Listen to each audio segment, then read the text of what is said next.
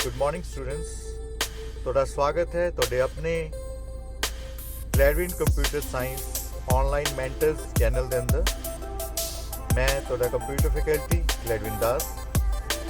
ਆਓ ਅਸੀਂ ਆਪਣੇ ਨਏ ਚੈਪਟਰ ਨੂੰ ਕਰੀਏ, ਜੋ ਕਿ ਚੈਪਟਰ ਨੰਬਰ ਹੈ 4 11th class the operators and expression.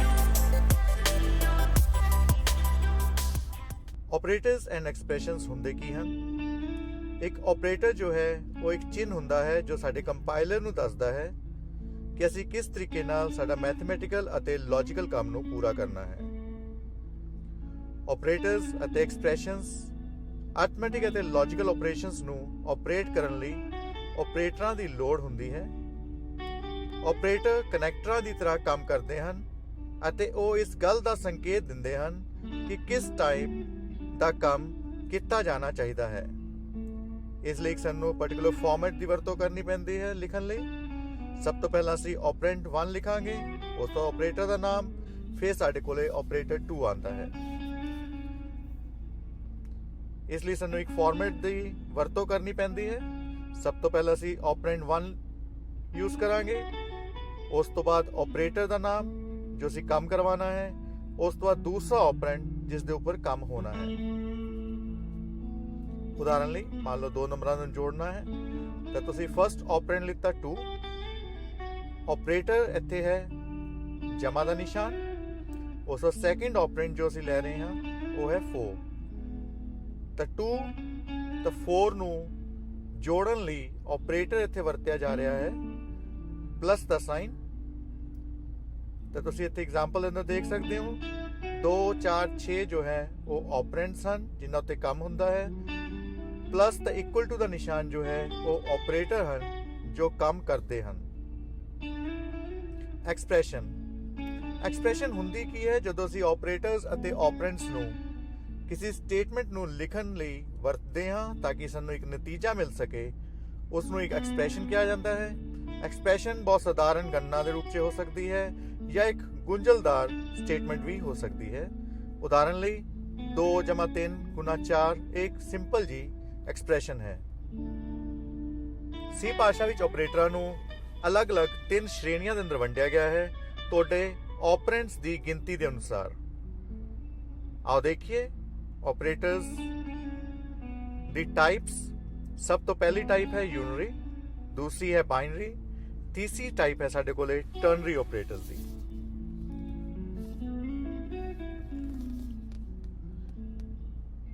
ਯੂਨਰੀ operator ਉਹ ਹੈ ਜਿਹੜੇ ਕੇਵਲ ਇੱਕ ਹੀ ਆਪਰੈਂਟ ਤੇ ਕੰਮ ਕਰਦੇ ਹਨ।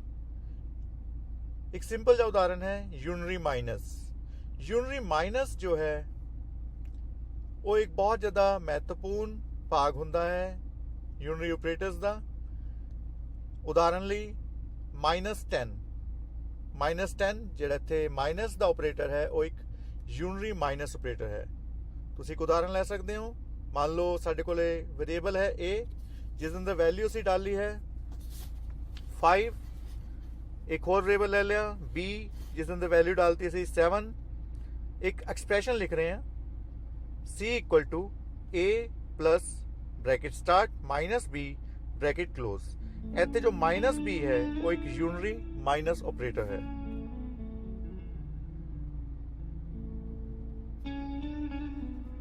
ਆਓ ਅਗਲਾ ਆਪਰੇਟਰ ਦੇਖੀਏ ਬਾਈਨਰੀ ਆਪਰੇਟਰ ਉਹ ਹੁੰਦੇ ਹਨ ਜਿੱਥੇ 2 ਆਪਰੈਂਟਸ ਤੇ ਕੰਮ ਕੀਤਾ ਜਾਂਦਾ ਹੈ।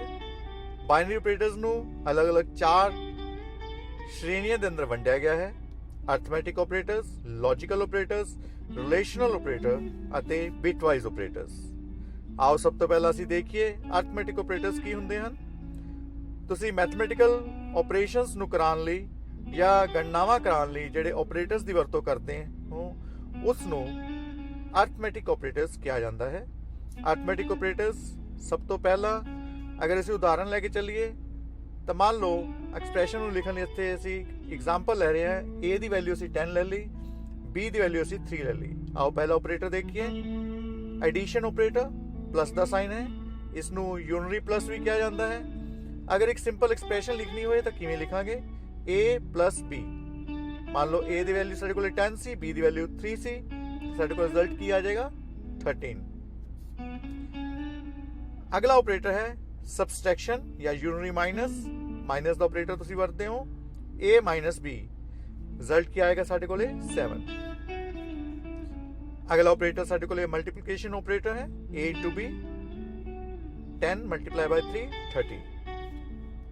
डिवीजन ऑपरेटर डिवाइड का साइन असीं वरतदे हैं a डिवाइड बाय b, अगर 10 ਨੂੰ डिवाइड करांगे 3 ਦੇ ਨਾਲ ਤਾਂ ਸਾਡੇ ਕੋਲ ਰਿਜ਼ਲਟ ਆਏਗਾ 3। ਮੋਡੂਲਸ ਆਪਰੇਟਰ, ਮੋਡੂਲਸ ਆਪਰੇਟਰ ਲਈ ਸਾਨੂੰ ਪਰਸੈਂਟੇਜ ਦਾ ਸਾਈਨ ਯੂਜ਼ ਕਰਦੇ ਹਾਂ। ਮੋਡੂਲਸ ਆਪਰੇਟਰ ਸਾਨੂੰ ਰਿਮਾਈਂਡਰ ਜਾਂ ਜੋ ਭਾਗ ਕਰਨ ਤੋਂ ਬਾਅਦ ਨੀਚੇ ਸ਼ੇਸ਼ ਬਚਦਾ ਹੈ ਉਸ ਨੂੰ ਲੈਣ ਲਈ ਵਰਤ ਸਕਦੇ ਹਾਂ। ਜਿਵੇਂ a ਨੂੰ ਜਦੋਂ ਭਾਗ ਕੀਤਾ b ਦੇ ਨਾਲ, 10 ਨੂੰ ਭਾਗ ਕੀਤਾ 3 ਦੇ ਨਾਲ ਤਾਂ ਸਾਡੇ ਕੋਲ ਰਿਮਾਈਂਡਰ ਕਿੰਨਾ ਆ ਗਿਆ 1। मॉडुलस ऑपरेटर बहुत ज़्यादा महत्वपूर्ण एक ऑपरेटर है अर्थमैटिक ऑपरेटर्स के अंदर। ये सिर्फ होल नंबर्स उत्ते ही काम करता है। इस विच असी फ्लोटिंग पॉइंट्स या डेसिमल पॉइंट्स की वरतों नहीं कर सकते। उदाहरण लई 5 मॉडुलस 2 सानू रिमाइंडर मिलेगा 1। ऑपरेशन अते हायरार्किकल ऑर्डर। सी कंपाइलर ऑपरेटरां नू विशेष रूप विच दर्जाबंद करते हैं। ਇਹ ਜਦੋਂ ਇੱਕ ਤੋਂ ਵੱਧ ਆਪਰੇਟਰਸ ਨੂੰ ਅਸੀਂ ਇੱਕ ਸਟੇਟਮੈਂਟ ਦੇ ਅੰਦਰ ਲਿਖਦੇ ਹਾਂ ਤਾਂ ਖੱਬੇ ਤੋਂ ਸੱਜੇ ਪਾਸੇ ਦੀ ਤਰਫ ਕੰਮ ਕਰਦੇ ਹਨ। ਸਭ ਤੋਂ ਪਹਿਲਾਂ ਜਿਹੜਾ ਆਪਰੇਟਰ ਹੈ ਉਹ ਇੱਕ ਸਟੇਟਮੈਂਟ ਦੇ ਅੰਦਰ ਜੋ ਕੰਮ ਕਰੇਗਾ ਉਹ ਹੈ ਮਲਟੀਪਲਾਈ ਦਾ ਆਪਰੇਟਰ। ਉਸ ਤੋਂ ਬਾਅਦ ਜੋ ਹੈ ਉਹ ਡਿਵਾਈਡ ਦਾ ਆਪਰੇਟਰ ਕੰਮ ਕਰੇਗਾ। ਉਸ ਤੋਂ ਬਾਅਦ ਮੋਡੂਲਸ ਆਪਰੇਟਰ, ਉਸ ਤੋਂ ਬਾਅਦ ਆਪਣੇ ਕੋਲੇ ਐਡੀਸ਼ਨ, ਲਾਸਟ 'ਚ ਤੁਹਾਡੇ ਕੋਲੇ ਮਾਈਨਸ ਜਾਂ ਸਬਸਟ੍ਰੈਕਸ਼ਨ ਦਾ ਕੰਮ ਹੁੰਦਾ ਹੈ। आओ ऑपरेटर प्रेसिडेंस देखिए। सब तो पहला पैरेंथेसिस कितनी जाएंगियां सॉल्व एक स्टेटमेंट के अंदर। उस तो बाद स्क्वायर ब्रैकेट्स या पोस्टफिक्स ऑपरेटर्स वरते जाएंगे। उस तो बाद प्रीफिक्स ऑपरेटर्स या यूनरी ऑपरेटर्स दी सोल्यूशन किया जाएगा। उस तो बाद अपने को मल्टीप्लिकेशन, डिवाइड, मॉडुलस ऑपरेटर कितने जाएंगे। उस तो बाद जो है अपने को एडिशन या सबसट्रैक्शन किया जाता है। नैक्सट जो है एक स्टेटमेंट के अंदर और रिलेशनल ऑपरेटर नू सॉल्व किया जाता है। उस तो बाद इक्वलिटी ऑपरेटर्स, इक्वल टू या not equal to. Next logical and operator, फिर लॉजिकल और ऑपरेटर, फिर लास्ट साडे कोले असाइनमेंट फुलफिल की जाती है एक स्टेटमेंट के अंदर। आओ एक उदाहरण लीए। मान लो एक एक्सप्रैशन असी ले रहे हैं, ए के अंदर असी वैल्यू डाली है 3 into 3 divide by 7 plus 3 divide by 3 plus 8 minus 2 plus 5 divide by 8। हुण इत्थे देखिए साडे कोले खब्बे तो सज्जे तरफ जाना है तो सब तो पहला साडे कोले की आ रहा है इत्थे मल्टीप्लाई 3 मल्टीप्लाई बाय 3। साडे कोले एक्सप्रैशन दी सोल्यूशन की आया 9 divide by 7 plus 3 divide by 3 plus 8 minus 2 plus 5 divide by 8। अगे फिर साडे कोले एक डिवाइड ऑपरेटर आ रहा है क्योंकि मल्टीप्लाई होर नहीं है अपनी स्टेटमेंट के अंदर। तो नैक्सट डिवाइड करांगे 9 ਨੂੰ डिवाइड करांगे 7 ਦੇ ਨਾਲ। 9 ਨੂੰ ਜਦੋਂ ਅਸੀਂ डिवाइड ਕੀਤਾ 7 ਦੇ ਨਾਲ ਇਹ 1.3 नहीं देगा बल्कि ये सानू 1 देगा इंटीजर वैल्यू। साडे कोले स्टेटमेंट जो बनेगी वो है 1 plus 3 divide by 3 plus 8 minus 2 plus 5 divide by 8। Next फिर साडे कोले डिवाइड द ऑपरेटर आ गया 3 डिवाइड बाय 3 वाला। आओ नोट सॉल्व करिए तो साडे कोले रिजल्ट आएगा 1 plus 8 minus 2 plus 5 divide by 8। Next साडे कोले एक होर डिवाइड द ऑपरेटर पिया होया है 5 डिवाइड बाय 8। आओ उसनू सॉल्व करिए। जो 5 ਨੂੰ डिवाइड करते हैं 8 ਦੇ ਨਾਲ तो सानू ये इंटीजर कांस्टेंट जो रिटर्न करेगा वो 0 करेगा। तो साडी स्टेटमेंट बन जाएगी 1 प्लस 8 माइनस 2 प्लस 0। आओ हुण सॉल्व करिए असी एडिशन नू। सब तो पहला 2 प्लस 8 माइनस 2 प्लस 0, फिर अपने को एडिशन आ गया 10 माइनस 2 प्लस 0। उस तो बाद फिर अपने को सबसट्रैक्शन का काम है 10 ਨੂੰ माइनस करांगे 2 ਦੇ ਨਾਲ 8 आ गया प्लस 0। लास्ट साडे कोले फिर एडिशन बची है तो 8 आ जाएगा। आओ एक असी सिंपल एग्जाम्पल के रूप में समझिए कि असी अलग अलग ऑपरेशंस ਨੂੰ एक प्रोग्राम ਦੇ ਵਿੱਚ ਕਿਵੇਂ ਵਰਤੋਂ कर सकते हैं। ਤੁਸੀਂ जो है अपनी स्क्रीन ਦੇ ਉੱਤੇ देख सकते हो। सब तो पहली चीज़ जो असी इत्थे लवांगे वो stdio.h है जो ਅਸੀਂ ਲਵਾਂਗੇ include #include stdio.h। ਨੈਕਸਟ ਜੋ ਮੇਨ ਲਾਈਨ ਤੁਸੀਂ ਐਂਟਰ ਕਰਨੀ ਹੁੰਦੀ ਹੈ ਆਪਣੇ ਪ੍ਰੋਗਰਾਮਿੰਗ ਦੇ ਅੰਦਰ ਉਹ ਹੈ void main। ਇੱਕ ਫੰਕਸ਼ਨ ਹੈ ਜੋ ਕਿ ਇੱਕ ਸਟਾਰਟਿੰਗ ਪੁਆਇੰਟ ਹੈ ਆਪਣੇ ਪ੍ਰੋਗਰਾਮ ਨੂੰ ਰਨ ਕਰਨ ਲਈ। ਉਸ ਤੋਂ ਬਾਅਦ ਆਪਣੇ ਕੋਲੇ ਵੇਰੀਏਬਲਸ ਡਿਫਾਈਨ ਕਰੋਗੇ ਇੰਟੀਜਰ n1 ਤੇ n2 ਦੋ ਵੇਰੀਏਬਲਸ ਆਪਾਂ ਲੈ ਲਈਏ ਜਿਨ੍ਹਾਂ ਦੇ ਅੰਦਰ ਕੰਮ ਆਪਾਂ ਕਰਨਾ ਹੈ। ਇਹ ਆਪਰੈਂਡਸ ਹਨ ਜਿਨ੍ਹਾਂ ਵਿੱਚ ਅਸੀਂ ਵੈਲਿਊ ਨੂੰ ਡਾਲਾਂਗੇ ਅਤੇ ਰਿਜ਼ਲਟ ਨੂੰ ਸਟੋਰ ਕਰਨ ਲਈ ਅਲੱਗ-ਅਲੱਗ ਕੰਮ ਜਿਹੜੇ ਅਸੀਂ ਪਰਫਾਰਮ ਕਰਨੇ ਇਸ ਪ੍ਰੋਗਰਾਮ ਦੇ ਅੰਦਰ ਉਸ ਦੇ ਲਈ ਅਲੱਗ-ਅਲੱਗ ਵੇਰੀਏਬਲਸ ਤੁਸੀਂ ਲੈ ਲਏ ਹੈ। ਇੰਟੀਜਰ ਸਮ, ਡਿਫਰੈਂਸ, ਪ੍ਰੋਡਕਟ, ਕੋਸ਼ੀਐਂਟ, ਰਿਮਾਈਂਡਰ, ਇਹ ਅਲੱਗ-ਅਲੱਗ ਸਾਡੇ ਕੋਲੇ ਵੇਰੀਏਬਲਸ ਅਸੀਂ ਡਿਕਲੇਅਰ ਕਰ ਲਏ ਹੈ। ਸਭ ਤੋਂ ਪਹਿਲਾਂ ਅਸੀਂ ਇਨੀਸ਼ੀਅਲਾਈਜ਼ ਕਰਾਂਗੇ ਵੈਲਿਊ ਨੂੰ ਐਂਡ ਦੈਨ n1 ਦੇ ਅੰਦਰ ਅਸੀਂ 5 ਡਾਲਤੀ ਵੈਲਿਊ, n2 ਦੇ ਅੰਦਰ ਅਸੀਂ 3 ਵੈਲਿਊ ਡਾਲਤੀ। ਆਓ ਸਭ ਤੋਂ ਪਹਿਲਾ ਕੰਮ ਅਸੀਂ ਪਰਫਾਰਮ ਕਰੀਏ। ਮੰਨ ਲਓ ਐਡੀਸ਼ਨ ਕਰਨੀ ਹੈ ਤਾਂ ਤੁਸੀਂ ਇੱਥੇ ਵੇਰੀਏਬਲ ਦਾ ਨਾਮ ਲਿੱਤਾ ਹੋਇਆ ਹੈ ਸਮ ਉੱਪਰ n1 plus n2। ਅਗਲਾ ਕੰਮ ਜੋ ਅਸੀਂ ਪਰਫਾਰਮ ਕਰਨਾ ਹੈ ਉਹ ਹੈ ਡਿਫਰੈਂਸ ਫਾਈਂਡ ਕਰਨਾ ਹੈ ਜਾਂ ਸਬਸਟ੍ਰੈਕਸ਼ਨ ਕਰਨੀ ਹੈ ਤਾਂ ਉਸ ਲਈ ਅਸੀਂ ਵੇਰੀਏਬਲ ਡਿਫਾਈਨ ਕੀਤਾ ਸੀ ਉੱਪਰ diff n1 minus n2। ਹਰੇਕ ਸਟੇਟਮੈਂਟ ਦਾ ਇੱਕ ਗੱਲ ਧਿਆਨ ਰੱਖਣੀ ਹੈ ਕਿ ਲਾਸਟ 'ਚ ਸੈਮੀਕੋਲਨ ਨਾਲ ਉਹਨੂੰ ਕਲੋਜ਼ ਕਰਨਾ ਹੈ। ਅਗਲੀ ਸਟੇਟਮੈਂਟ ਜੋ ਹੈ ਉਹ ਹੈ ਪ੍ਰੋਡਕਟ ਮਤਲਬ n1 multiply by n2, quotient n1 divide n2, remainder n1 modulus n2। ਹੁਣ ਇਸ ਸਟੇਟਮੈਂਟਸ ਨੂੰ ਜੋ ਸਾਡੇ ਕੋਲ ਰਿਜ਼ਲਟ ਆਏ ਹੈ ਐਕਸਪ੍ਰੈਸ਼ਨਸ ਦੇ ਉਹਨਾਂ ਨੂੰ ਪ੍ਰਿੰਟ ਕਰਾਉਣਾ ਹੈ। ਸਭ ਤੋਂ ਪਹਿਲਾਂ ਅਸੀਂ ਪ੍ਰਿੰਟ ਕਰਾ ਰਹੇ ਹਾਂ printf sum equal to। ਇਹ sum equal to as it is ਲਿਖਿਆ ਆਏਗਾ। %d ਅਸੀਂ ਯੂਜ਼ ਕਰਦੇ ਹਾਂ ਜਿਵੇਂ ਕਿ ਪਹਿਲਾਂ ਅਸੀਂ ਦੇਖ ਚੁੱਕੇ ਹਾਂ ਇੰਟੀਜਰ ਵੈਲਿਊਜ਼ ਲਈ ਤਾਂ ਤੁਸੀਂ ਇੱਥੇ %d ਦੀ ਵਰਤੋਂ ਕਰੋਗੇ। ਉਸ ਤੋਂ ਬਾਅਦ ਅਸੀਂ ਵੇਰੀਏਬਲਸ ਨੂੰ ਪ੍ਰਿੰਟ ਕਰਾਉਣਾ ਹੈ ਜਿਸ ਦਾ ਰਿਜ਼ਲਟ ਆਇਆ ਤਾਂ ਅਸੀਂ ਸਮ ਇੱਥੇ ਪ੍ਰਿੰਟ ਕਰਾਤਾ। ਅਗਲੀ ਸਟੇਟਮੈਂਟ ਹੈ printf difference equal to as it is print ਹੋਏਗਾ। ਉਸ ਦਾ ਵੇਰੀਏਬਲ ਪ੍ਰਿੰਟ ਕਰਾਉਣ ਲਈ ਕਿਸ ਟਾਈਪ ਦਾ ਵੇਰੀਏਬਲ ਹੈ ਸਾਨੂੰ ਇੱਥੇ ਦੇਣਾ ਪਏਗਾ %d। ਨੈਕਸਟ ਲਾਈਨ ਤੇ ਆਉਣ ਲਈ /n ਦੀ ਵਰਤੋਂ ਕਰੀ ਜਾਂਦੇ ਆ।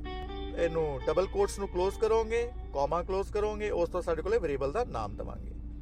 ਅਗਲੀ ਸਟੇਟਮੈਂਟ ਹੈ printf product %d product variable ਦਾ ਨਾਮ ਦਵਾਂਗੇ। ਕੋਸ਼ੀਐਂਟ ਨੂੰ ਪ੍ਰਿੰਟ ਕਰਾ ਲਿਆ, ਇਸੇ ਤਰ੍ਹਾਂ ਰਿਮਾਈਂਡਰ ਨੂੰ ਪ੍ਰਿੰਟ ਕਰਾ ਲਓਗੇ। ਲਾਸਟ 'ਚ ਅਸੀਂ ਕਰਲੀ ਬ੍ਰੈਕਟਸ ਨੂੰ ਅਸੀਂ ਮੇਨ ਦੀ ਕਲੋਜ਼ ਕਰ ਦਾਂਗੇ। ਆਪਣੇ ਹੁਣ ਕੰਪਾਈਲ ਕਰ ਲਓਗੇ ਪ੍ਰੋਗਰਾਮ ਨੂੰ ਸੀ ਕੰਪਾਈਲਰ ਦੇ ਅੰਦਰ ਜਾ ਕੇ।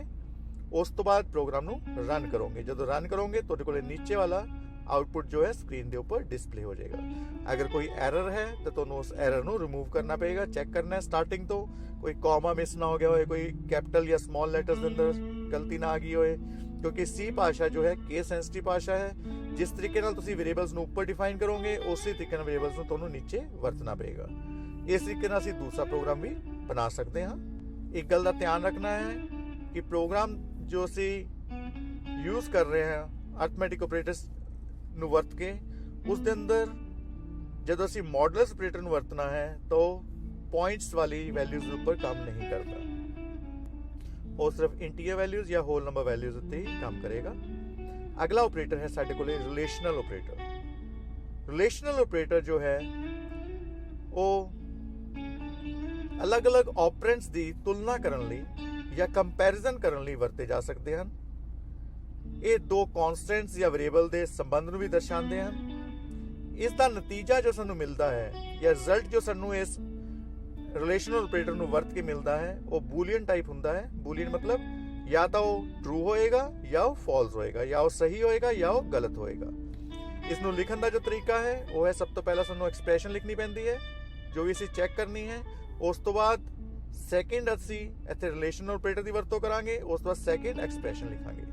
ਮੰਨ ਲਓ ਅਸੀਂ ਦੋ ਵੈਲਿਊ ਇੱਥੇ ਲਿੱਤੀਆਂ ਹੈ a = 5 b = 10। ਐਕਸਪ੍ਰੈਸ਼ਨ ਅਸੀਂ ਲਿਖ ਰਹੇ ਹਾਂ a more than b। ਹੁਣ a more than b ਅਸੀਂ ਅਗਰ ਇੱਥੇ ਦੇਖੀਏ, ਮੰਨ ਲਓ ਅਸੀਂ ਇੱਕ ਉਦਾਹਰਨ ਲੈ ਰਹੇ ਹਾਂ ਜਿਸ ਦੇ ਅੰਦਰ a = 5 ਲਿੱਤਾ ਹੈ, b = 10 ਲਿੱਤਾ ਹੈ। ਹੁਣ ਅਸੀਂ ਇਸ ਨੂੰ ਰਿਲੇਸ਼ਨਲ ਆਪਰੇਟਰ ਦੇ ਰਾਹੀਂ ਦੇਖਾਂਗੇ ਚੈੱਕ ਕਰਕੇ ਕਿ ਸਾਡਾ a b ਤੋਂ ਵੱਡਾ ਹੈ ਜਾਂ ਨਹੀਂ ਹੈ। ਅਸੀਂ ਇੱਥੇ ਆਪਰੇਟਰ ਲਗਾ ਲਿਆ ਗ੍ਰੇਟਰ ਦੈਨ ਦਾ। ਤਾਂ ਹੁਣ ਇਸ ਨੂੰ ਚੈੱਕ ਕਰਨ ਲਈ ਅਸੀਂ ਦੇਖਾਂਗੇ ਕਿ a ਵੱਡਾ ਹੈ ਨਹੀਂ ਹੈ। ਤਾਂ a ਦੀ ਵੈਲਿਊ ਸਾਡੇ ਕੋਲ 5 ਸੀਗੀ, b ਦੀ ਵੈਲਿਊ ਸਾਡੇ ਕੋਲ 10 ਸੀਗੀ। ਜਦੋਂ ਇਹਦਾ ਰਿਜ਼ਲਟ ਆਏਗਾ ਤਾਂ ਕੀ ਆਏਗਾ, ਸਾਡੇ ਕੋਲ ਫਾਲਸ ਰਿਜ਼ਲਟ ਇਹ ਸਾਨੂੰ ਪ੍ਰੋਵਾਈਡ ਕਰਕੇ ਦੇਗਾ। ਆਓ ਹੁਣ ਅਸੀਂ ਦੇਖੀਏ ਅਲੱਗ-ਅਲੱਗ ਰਿਲੇਸ਼ਨਲ ਆਪਰੇਟਰਸ ਨੂੰ। ਮੰਨ ਲਓ ਉਦਾਹਰਨ ਨੂੰ ਯੂਜ਼ ਕਰਨ ਲਈ ਅਸੀਂ ਇੱਥੇ ਵੈਲਿਊਜ਼ ਨੂੰ ਲੈ ਰਹੇ ਹਾਂ, A ਦੇ ਅੰਦਰ 10 ਲੈ ਲਿਆ, B ਦੇ ਅੰਦਰ 3 ਲੈ ਲਿਆ, ਇਹਨਾਂ ਨੂੰ ਕੰਪੇਅਰ ਕਰਕੇ ਦੇਖਾਂਗੇ ਤਾਂ ਦੇਖਾਂਗੇ ਕਿਸ ਤਰੀਕੇ ਨਾਲ ਅਸੀਂ ਐਕਸਪ੍ਰੈਸ਼ਨਸ ਨੂੰ ਵਰਤ ਸਕਦੇ ਹਾਂ ਤੇ ਕਿਹੜੇ ਰਿਲੇਸ਼ਨਲ ਆਪਰੇਟਰ ਹੈ ਸਾਡੇ ਕੋਲੇ। ਸਭ ਤੋਂ ਪਹਿਲਾ ਜੋ ਰਿਲੇਸ਼ਨ ਆਪਰੇਟਰ ਹੈ ਉਹ ਹੈ ਲੈਸ ਦੈਨ, ਤੋਂ ਘੱਟ, A ਲੈਸ ਦੈਨ B। ਹੁਣ A ਜੋ ਹੈ ਉਹ 10 ਹੈ, B ਜਿਹੜਾ ਹੈ ਉਹ 3 ਹੈ, ਤੇ A ਜੋ ਹੈ ਉਹ ਵੱਡਾ ਹੈ, ਇਸ ਲਈ ਸਾਨੂੰ ਰਿਜ਼ਲਟ ਕੀ ਆਏਗਾ, ਫਾਲਸ। ਨੈਕਸਟ ਹੈ ਤੋਂ ਵੱਧ, greater than, A more than B, true. Next ਹੈ ਗ੍ਰੇਟਰ ਦੈਨ ਇਕੁਅਲ ਟੂ, ਤੋਂ ਵੱਧ ਹੈ ਜਾਂ ਬਰਾਬਰ ਹੈ, ਤਾਂ ਤੁਸੀਂ ਲਿਖੋਗੇ A greater than equal to B, ਇਹ ਸਾਨੂੰ ਟਰੂ ਰਿਟਰਨ ਕਰੇਗਾ। ਲੈਸ ਦੈਨ ਇਕੁਅਲ ਟੂ ਵਿੱਚ ਸਾਡੇ ਕੋਲੇ ਵੈਲਿਊ ਜੋ ਹੈ ਉਹ ਫਾਲਸ ਆਏਗੀ। ਬਰਾਬਰੀ ਲਈ ਅਸੀਂ ਜੋ ਆਪਰੇਟਰ ਇੱਥੇ ਵਰਤਦੇ ਹਾਂ ਉਹ ਡਬਲ ਇਕੁਅਲ ਟੂ ਹੈ, ਤੁਸੀਂ ਲਿਖ ਸਕਦੇ ਹੋ A ਇਕੁਅਲ ਟੂ B, ਤੇ ਸਾਨੂੰ ਫਾਲਸ ਦੇਗਾ ਕਿਉਂਕਿ A B ਦੇ ਬਰਾਬਰ ਨਹੀਂ ਹੈ। ਨੈਕਸਟ ਹੈ not equal to. Not equal to ਤੁਸੀਂ ਲਿਖਣ ਲਈ ਕੀ ਕਰੋਗੇ, ਐਕਸਪਲੇਨੇਸ਼ਨ ਦਾ ਸਾਈਨ ਇਕੁਅਲ ਟੂ ਆਪਰੇਟਰ ਵਰਤੋਗੇ। ਇਸ ਦਾ ਮਤਲਬ ਹੁੰਦਾ ਹੈ ਦੇ ਬਰਾਬਰ ਨਹੀਂ ਹੈ। A not equal to B, ਇਸ ਦੀ ਵੈਲਿਊ ਕੀ ਆਏਗੀ ਸਾਡੇ ਕੋਲੇ, ਟਰੂ ਆਏਗੀ ਕਿਉਂਕਿ A ਜੋ ਹੈ ਉਹ B ਦੇ ਬਰਾਬਰ ਨਹੀਂ ਹੈ। ਇਹ ਸਾਡੇ ਕੋਲੇ ਕੁਝ ਰਿਲੇਸ਼ਨਲ ਆਪਰੇਟਰ ਹੈ। ਆਓ ਅਸੀਂ ਕੁਝ ਪ੍ਰੋਗਰਾਮਸ ਇਸ ਦੇ ਲਈ ਬਣਾ ਕੇ ਦੇਖੀਏ। ਤੁਹਾਡੀ ਸਕਰੀਨ ਦੇ ਉੱਪਰ ਪ੍ਰੋਗਰਾਮ ਡਿਸਪਲੇ ਹੋ ਰਿਹਾ ਹੈ। ਤੁਹਾਡੀ ਸਕਰੀਨ ਦੇ ਉੱਪਰ ਇੱਕ ਪ੍ਰੋਗਰਾਮ ਡਿਸਪਲੇ ਹੋ ਰਿਹਾ, ਤੁਸੀਂ ਉਹਨੂੰ ਦੇਖ ਸਕਦੇ ਹੋ।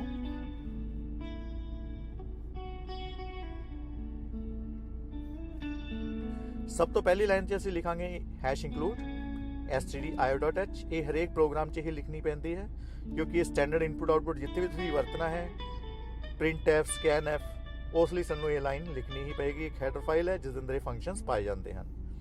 ਨੈਕਸਟ ਹੈ ਮੇਨ ਫੰਕਸ਼ਨ।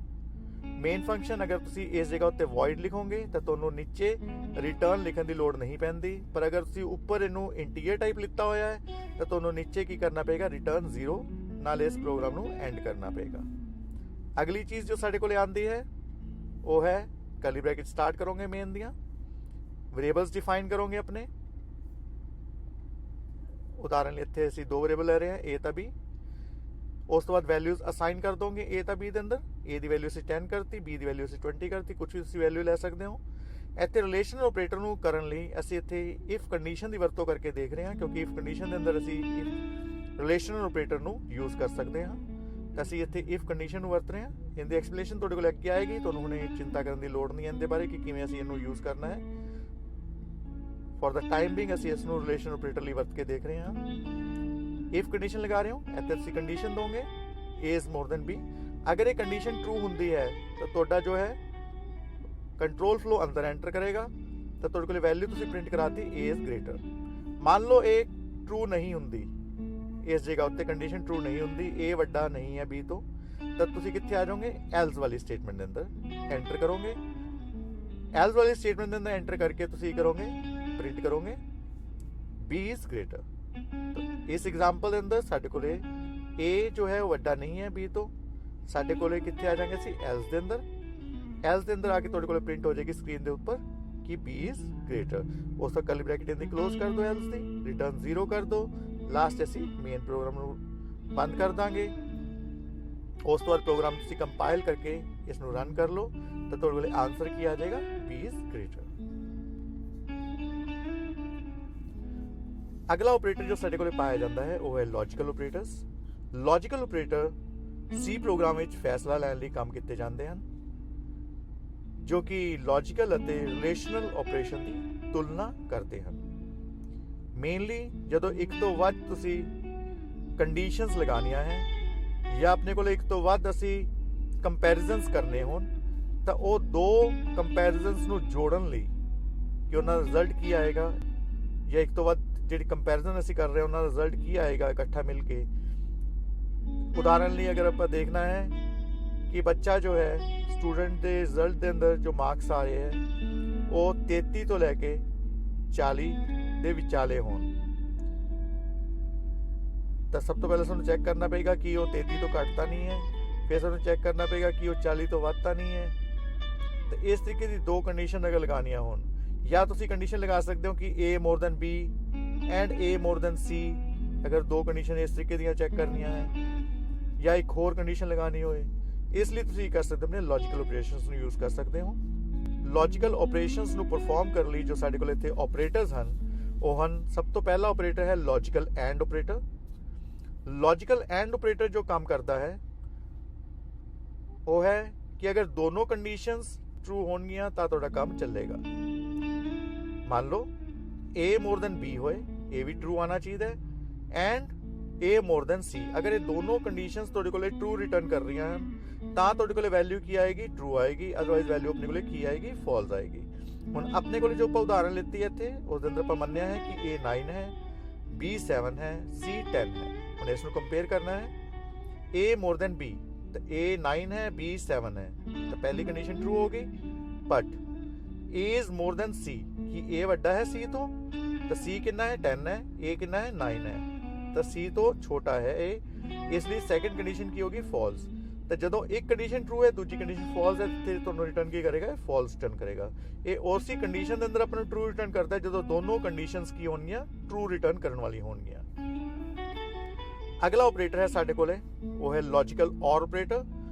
लॉजिकल और ऑपरेटर जो है वो साडे कोले ज़्यादा काम करता है कि या तो A B तो वड्डा है या A C तो वड्डा है। अगर ये दोनों कंडीशन ट्रू होणगियां तां भी ट्रू रिटर्न करेगा, अगर ये दोनों च इक्को कंडीशन ट्रू हुंदी है तां भी ये ट्रू रिटर्न करता है, अते अगर दोनों कंडीशन फॉल्स हन तो साडे कोल ये फॉल्स रिटर्न करता है। अगला काम है logical not operator. Logical not operator की करता है कि जो तुहाडे कोले कंडीशंस दा रिजल्ट आंदा है उस रिजल्ट नू उलट दिंदा है। मान लो अपने कोले A more than B and A more than C, इस दा रिजल्ट फॉल्स आ रहा सी, पर इत्थे क्योंकि आपां नॉट ऑपरेटर लगाता ते की करेगा उसनू उलट के दिखाएगा, ये उन्नू ट्रू कर देगा। नेक्स्ट है आपां देखांगे लॉजिकल एंड ऑपरेटर। ए ऑपरेटर दो एक्सप्रेशंस या कंडीशंस नू रिलेशनल ऑपरेटर्स ਦੇ ਨਾਲ ਗਣਨਾ ਕਰਨ ਲਈ ਵਰਤੇ ਜਾਂਦੇ ਹਨ। ਹੁਣ ਇੱਥੇ ਕੰਡੀਸ਼ਨਸ ਹੈ ਸਾਡੇ ਕੋਲੇ, ਪਹਿਲੀ ਕੰਡੀਸ਼ਨ ਹੈ A more than B ਅਤੇ ਦੂਸਰੀ ਕੰਡੀਸ਼ਨ ਹੈ A more than C। ਅਸੀਂ ਇੱਥੇ ਕੰਡੀਸ਼ਨ ਚੈੱਕ ਕਰ ਰਹੇ ਹਾਂ, ਅਗਰ ਪਹਿਲੀ ਕੰਡੀਸ਼ਨ ਟਰੂ ਰਿਟਰਨ ਕਰ ਰਹੀ ਹੈ, ਸੈਕੰਡ ਕੰਡੀਸ਼ਨ ਟਰੂ ਰਿਟਰਨ ਕਰ ਰਹੀ ਹੈ ਤਾਂ ਰਿਜ਼ਲਟ ਤੁਹਾਡੇ ਕੋਲੇ ਕੀ ਆਏਗਾ, ਐਂਡ ਆਪਰੇਟਰ ਦੇ ਅੰਦਰ ਅਸੀਂ ਦੇਖਿਆ ਸੀ ट्रू आएगा। अगर दोनों चो एक ही कंडीशन ट्रू है, पहली कंडीशन मान लो ट्रू रिटर्न कर रही है पर सेकंड कंडीशन जो है साडे कोले फॉल्स रिटर्न कर रही है तो तुहाडे कोले जवाब जो है इसदा आएगा, रिजल्ट आएगा वो फॉल्स आएगा। अगर पहली कंडीशन फॉल्स है, सेकंड कंडीशन ट्रू है तो भी तुहाडे कोले रिजल्ट जो है वो फॉल्स आएगा। अगर दोनों कंडीशन फॉल्स हैं तां भी उस सिचुएशन के अंदर अपने कोले रिजल्ट जो है वो फॉल्स आएगा। अगला है लॉजिकल और ऑपरेटर। ये ऑपरेटर दो एक्सप्रैशंस या कंडीशंस दे कंबाइन करने लिए वरते जाते हैं। मान लो अगर कंडीशन 1 जो है वो अपने को ट्रू है ਅਤੇ कंडीशन 2 अपने को ट्रू है तो रिजल्ट अपने को की करनगे, ट्रू रिटर्न करेंगे। अगर दोनों चो एक ही कंडीशन ट्रू आती है, मान लो पहली कंडीशन ट्रू है दूसरी कंडीशन फॉल्स है तो भी ट्रू आएगा। अगर पहली कंडीशन फॉल्स है दूसरी कंडीशन ट्रू है तो भी ट्रू आएगा। पर अगर दोनों कंडीशन ही फॉल्स रिटर्न कर रही हैं तो साडे कोले फॉल्स आएगा। लास्ट ऑपरेटर है लॉजिकल नॉट ऑपरेटर। ये ऑपरेटर अकेरा ऑपरेटर या अकेरे ऑपरेशन ਨੂੰ ਲੈਂਦਾ ਹੈ ਅਤੇ ਇਹ ਸਹੀ ਮੁਲਾਂਕਣ ਕਰਦਾ ਹੈ ਜੇਕਰ ਐਕਸਪ੍ਰੈਸ਼ਨ ਗਲਤ ਹੁੰਦਾ ਹੈ ਅਤੇ ਮੁਲਾਂਕਣ ਗਲਤ ਕਰਦਾ ਹੈ ਜੇਕਰ ਐਕਸਪ੍ਰੈਸ਼ਨ ਸਹੀ ਹੁੰਦਾ ਹੈ। मतलब जो भी साडे कोल रिजल्ट आएगा उस ਨੂੰ ਇਹਨੇ ਕੀ ਕਰ ਦੇਣਾ, ਉਲਟ ਦੇਣਾ। मान लो कंडीशन ਦਾ ਪਹਿਲੇ ਦਾ ਰਿਜ਼ਲਟ ਜੋ ਟਰੂ ਆ ਰਿਹਾ ਸੀ इसने ਉਹਨੂੰ ਕੀ ਕਰ ਦੇਣਾ, ਉਲਟ ਕੇ ਫਾਲਸ ਕਰ ਦੇਣਾ ਹੈ। अगर फॉल्स आ रहा है तो ਉਹਨੂੰ ਕੀ ਕਰ ਦੇਗਾ, ट्रू कर देगा। आओ एक उदाहरण देखिए इसका प्रोग्रामिंग के अंदर। मान लो इत्थे ਅਸੀਂ कंपैरिजन करना चाहते हैं दो अलग अलग कंडीशंस ਨੂੰ तो लॉजिकल एंड ऑपरेटर की इत्थे वरतों की गई है इस प्रोग्राम के अंदर। सब तो पहली स्टेटमेंट वही है stdio.h, उस तो मेन ਨੂੰ स्टार्ट करोगे, करली ब्रैकेट स्टार्ट हो जाएंगे। ਇੱਥੇ ਅਸੀਂ तीन वेरिएबल्स डिफाइन कर रहे हैं A B C। A the value define कर लो, B ਦੀ वैल्यू डिफाइन कर लो, C ਦੀ वैल्यू डिफाइन कर ली। ਅਸੀਂ एग्जाम्पल ही ले रहे हैं A the value 5, B the value 7, C the value 10। ਹੁਣ ਇੱਥੇ इफ कंडीशन लगा रहे हैं क्योंकि ਇੱਥੇ दो अलग अलग कंडीशन लगानी है ਤਾਂ ਕਰਕੇ ਇੱਥੇ ਸਾਨੂੰ ब्रैकेट के अंदर ब्रैकेट की वरतों करनी पेगी। एक बाहरली ब्रैकेट है जो कि इफ कंडीशन दी है, एक अंदरली ब्रैकेट है जो कि साडी कंडीशंस वास्ते वरत रहे हैं ਅਸੀਂ। तो if bracket start then again bracket start A more than B, bracket close कर दो, एंड ऑपरेटर उस तो बाद ब्रैकेट स्टार्ट करके A more than C, bracket close कर दो, फिर लास्ट ही if the bracket round bracket close कर देनी है। उस बाद करली ब्रैकेट स्टार्ट हो जाएगी। अगर ये कंडीशन ट्रू होंदी है तो ਅਸੀਂ अंदर आ जाएंगे, साडा कंट्रोल फ्लो अंदर आएगा तो की कर देगा प्रिंट A इज ग्रेटर। अगर मान लो पहली कंडीशन ट्रू नहीं होंगी तो साडा कंट्रोल फ्लो जंप कर जाएगा एल्स इफ ते। एल्स इफ च असी एक सेकंड कंडीशन लगा रखी है B more than A and B more than C. अगर ए कंडीशन ट्रू है तो साडा प्रिंट कर देगा बी इज ग्रेटर, अदरवाइज साडा कंट्रोल फ्लो जंप कर जाएगा थर्ड कंडीशन दी ओर। तो थर्ड कंडीशन की है साडे कोले C more than A and C more than B.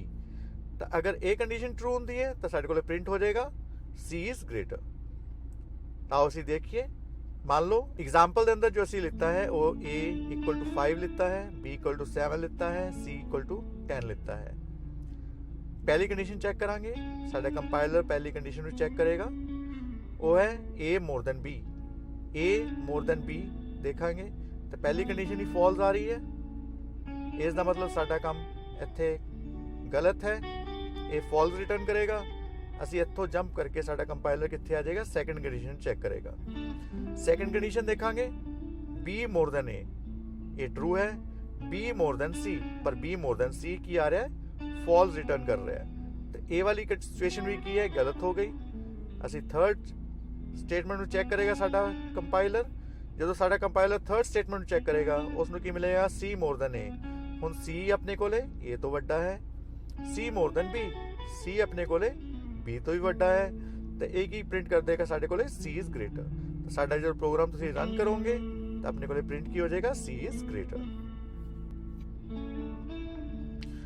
आओ अगला ऑपरेटर देखिए, वो है असाइनमेंट ऑपरेटर। असाइनमेंट ऑपरेटर दी वरतों जो है वो किसी वेरिएबल दे अंदर वैल्यू नू स्टोर करन लई या असाइन करन लई कीती जांदी है।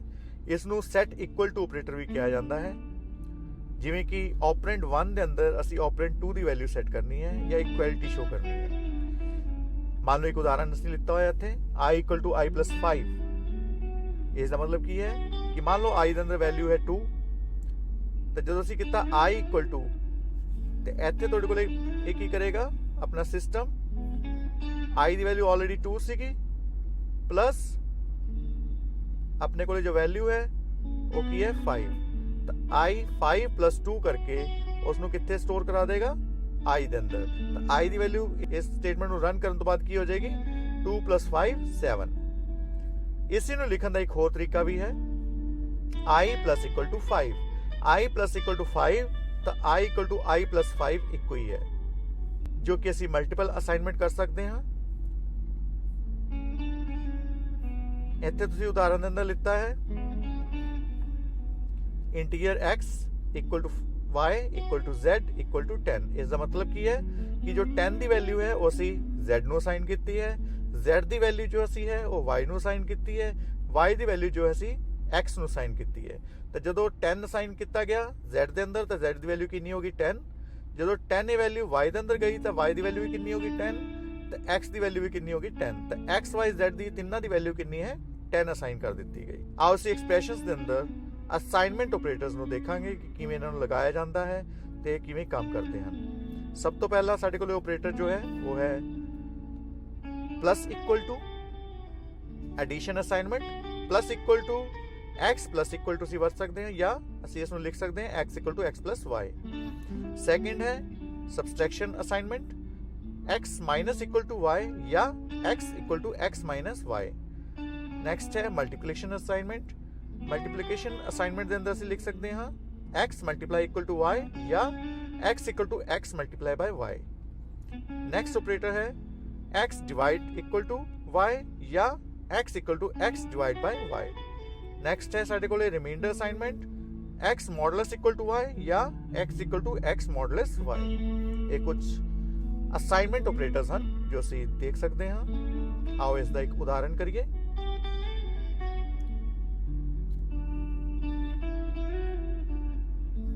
उदाहरण लिए ਅਸੀਂ ਇੱਥੇ ਲੈ ਰਹੇ ਹਾਂ ਤਿੰਨ variables a b c। a ਦੀ ਵੈਲਿਊ 5 ਅਸਾਈਨ ਕਰਤੀ, b ਦੀ ਵੈਲਿਊ 7 ਅਸਾਈਨ ਕਰਤੀ। ਹੁਣ ਆਪਰੇਸ਼ਨ ਅਸੀਂ ਪਰਫਾਰਮ ਕਰਨਾ ਹੈ ਤਾਂ ਤੁਸੀਂ ਇੱਥੇ ਲਿਖਤਾ c equal to a plus b। a ਦੀ ਵੈਲਿਊ 5 ਸੀ, b ਦੀ ਵੈਲਿਊ 7 ਸੀ, ਇਹ ਦੋਨੋਂ ਨੂੰ ਐਡ ਕਰਕੇ ਕਿਸ ਦੇ ਅੰਦਰ ਅਸਾਈਨ ਕਰ ਦੇਗਾ c ਦੇ ਅੰਦਰ। ਤਾਂ c ਦੇ ਅੰਦਰ ਵੈਲਿਊ ਕਿੰਨੀ ਆ ਜਾਏਗੀ 12। ਅਸੀਂ ਇਸ ਨੂੰ ਪ੍ਰਿੰਟ ਕਰਾ ਲਿਆ c equal to %d interiorly. उसका c जो वेरिएबल है उसमें से इतने रिजल्ट वाले नु प्रिंट करा लिया। नेक्स्ट है ਤੁਸੀਂ ਤੇ ਲਿਖਿਆ c plus equal to 5, c plus equal to 5 ਦਾ ਮਤਲਬ ਕੀ ਹੁੰਦਾ ਹੈ c equal to c plus 5। c the value already ਕਿੰਨੀ ਸੀ ਸਾਡੇ ਕੋਲੇ, ਜੋ ਉੱਪਰ ਆਈ ਹੈ 12 plus equal to 5, ਤਾਂ c equal to c plus 5, c equal to ਅਸੀਂ ਲਿਖ ਸਕਦੇ ਹਾਂ ਇਸ ਨੂੰ c equal to c plus 5। c the value ਕਿੰਨੀ ਸੀ 12, ਤਾਂ ਸਾਡੇ ਕੋਲੇ ਵੈਲਿਊ ਕਿੰਨੀ ਹੋ ਗਈ 12 plus 5। 12 plus 5 ਆਂਸਰ ਕਿੰਨਾ ਆਏਗਾ ਸਾਡੇ ਕੋਲੇ 17। ਤਾਂ 17 ਵੈਲਿਊ ਜੋ ਹੈ ਉਹ c ਦੇ ਅੰਦਰ ਸਾਈਨ ਹੋ ਜਾਏਗੀ, ਅਸੀਂ ਉਹਨੂੰ ਇੱਥੇ ਪ੍ਰਿੰਟ ਕਰਾ ਸਕਦੇ ਹਾਂ। ਇਸ ਪ੍ਰੋਗਰਾਮ ਨੂੰ ਜਦੋਂ ਰਨ ਕਰੋਗੇ ਤੁਹਾਡੇ ਕੋਲ c ਦੀ ਵੈਲਿਊ ਸਟਾਰਟਿੰਗ 'ਚ ਕਿੰਨੀ ਆਏਗੀ 12, ਪਰ ਜਦੋਂ ਅਸੀਂ 5 ਐਡ ਕਰਤੇ ਸਾਡੇ ਕੋਲੇ ਵੈਲਿਊ ਕਿੰਨੀ ਆ ਗਈ 17।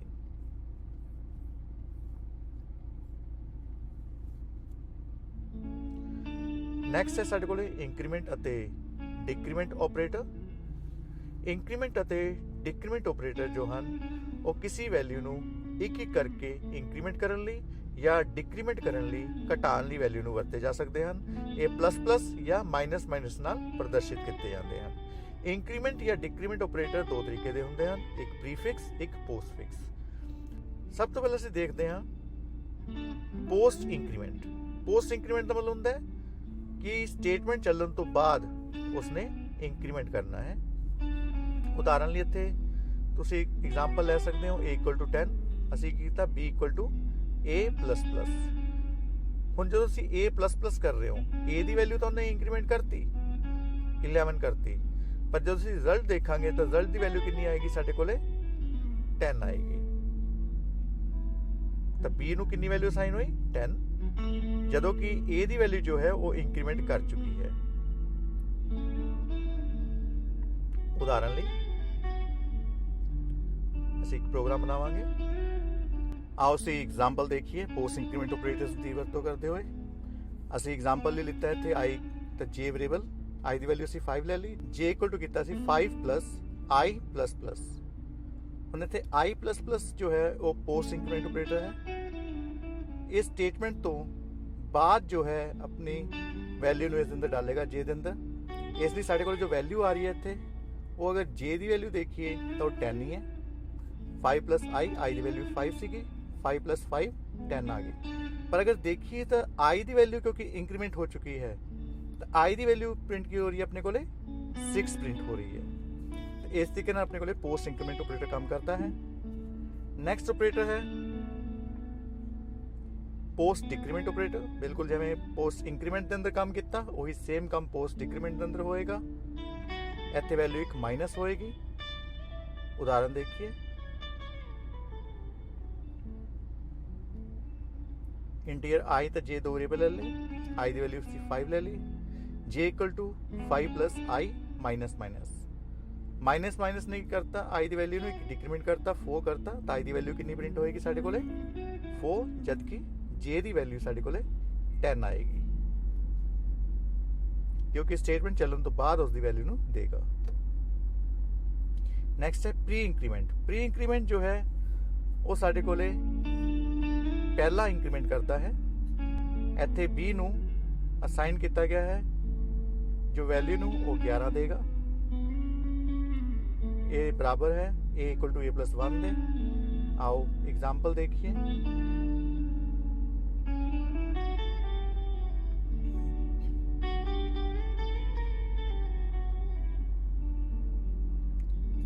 मान लो अपने को वैल्यू से लिखती है आई तो जे दो वेरिएबल्स ले ले, आई ਦੇ ਅੰਦਰ ਵੈਲਿਊ ਲਿੱਤੀ 5, ਜੇ ਦੇ ਅੰਦਰ ਅਸੀਂ ਕੀਤਾ ਸੀ ਪ੍ਰੀ ਇੰਕਰੀਮੈਂਟ। ਪ੍ਰੀ ਇੰਕਰੀਮੈਂਟ 'ਚ ਪਲੱਸ ਪਲੱਸ ਜਾਂ ਮਾਈਨਸ ਮਾਈਨਸ ਪਹਿਲਾਂ ਦੋਗੇ, ਉਸ ਤੋਂ ਬਾਅਦ ਆਪਣਾ ਆਪਰੈਂਡ ਦਾ ਨਾਮ ਦਵਾਂਗੇ ਪਲੱਸ 5।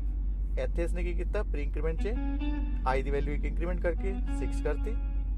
ਜਦੋਂ 6 ਨੂੰ ਅਸੀਂ ਐਡ ਕਰਾਂਗੇ 5 ਦੇ ਨਾਲ ਤਾਂ ਸਾਡੇ ਕੋਲ ਜੇ ਦੀ ਵੈਲਿਊ ਕਿੰਨੀ ਹੋਏਗੀ 11 ਆਏਗੀ, ਜਦੋਂ ਕਿ पोस्ट इंक्रीमेंट के अंदर वैल्यू कितनी आ रही थी 10 आ रही थी क्योंकि उसने बाद च उन्होंने इंक्रीमेंट किया स्टेटमेंट के अंदर।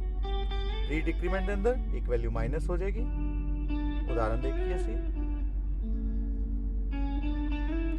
माइनस माइनस आई प्लस 5, माइनस माइनस आई ने की किया आई -1, आई के अंदर वैल्यू 5 सी, 5 - 1 हो गया 4 रह गया, 4 + 5 किया तो साढ़े कोले 9 वैल्यू आ गई। तो आई की वैल्यू इन्हें 4 करती तो साढ़े कोले जे की वैल्यू कितनी आ रही है 9। ये साढ़े कोले प्री डिक्रीमेंट ऑपरेटर्स हैं। अगला है ternary operator. Ternary operator conditional operator ਦੇ ਵਾਂਗੂ ਕੰਮ ਕਰਦੇ ਹਨ। ਇਹਨਾਂ ਨੂੰ ਕੰਡੀਸ਼ਨਲ ਆਪਰੇਟਰ ਵੀ ਕਿਹਾ ਜਾਂਦਾ ਹੈ। ਟਰਨਰੀ ਆਪਰੇਟਰ ਦੇ ਅੰਦਰ ਕੁਐਸਚਨ ਮਾਰਕ ਦਾ ਚਿੰਨ੍ਹ ਵਰਤਿਆ ਜਾਂਦਾ ਹੈ। एक्सप्रेशन लिखने का तरीका है एक्सप्रेशन टर्नरी ऑपरेटर, अगर एक्सप्रेशन ट्रू है तो वैल्यू 1 देगा, अदरवाइज वैल्यू 2 देगा।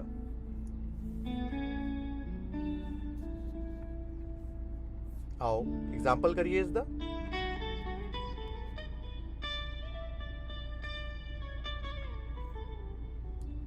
ਅਸੀਂ ਇੱਥੇ ਵੇਰੀਏਬਲਸ ਲੈ ਲੇ ਇੰਟੀਜਰ a ਤੇ b, ਜਿਹਦੇ ਅੰਦਰ ਵੈਲਿਊ डालेंगे। रिजल्ट स्टोर करने ਲਈ ਅਸੀਂ वैल्यू ले ली रिजल्ट 1 तो रिजल्ट 2। ए के अंदर वैल्यू डाल रहे हैं 4, बी के अंदर वैल्यू डाल रहे हैं 5। रिजल्ट 1 जिस अंदर रिजल्ट डालेंगे ਅਸੀਂ कितना a ग्रेटर दैन b। अगर a ग्रेटर दैन b है तो की करे a स्टोर कर दे उसके अंदर रिजल्ट के अंदर, अदरवाइज की स्टोर कर दे b। तो अपने को a जो है वड्डा नहीं है तो अपने को वैल्यू जो आएगी वो कितनी आएगी b की वैल्यू, मतलब 5 स्टोर करेगा रिजल्ट 1 के अंदर।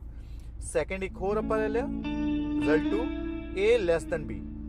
अगर ये ट्रू होती है कंडीशन तो अपने को की करेगा ए की वैल्यू डालेगा रिजल्ट 2 के अंदर, अदरवाइज रिजल्ट 2 के अंदर बी की वैल्यू जाएगी। तो रिजल्ट 2 क्योंकि ए लैस दैन बी है तो अपने को ए की वैल्यू स्टोर करेगा। तो तुम देख सकते हो रिजल्ट 1 के अंदर 5 आ रहा है वैल्यू, तो रिजल्ट 2 के अंदर 4 वैल्यू आ रही है।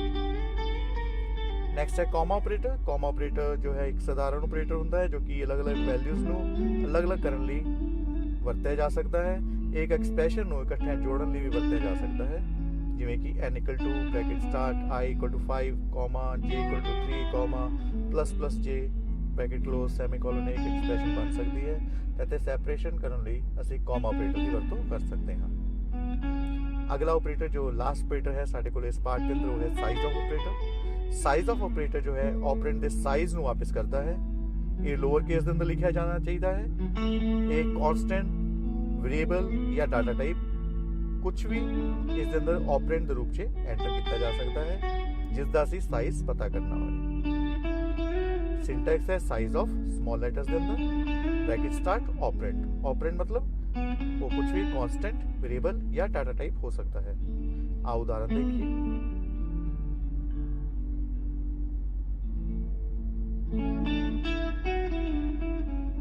मान लो थे एक वेरिएबल ले लिया इंटीजर जिस दिन तुसी वैल्यू डाली है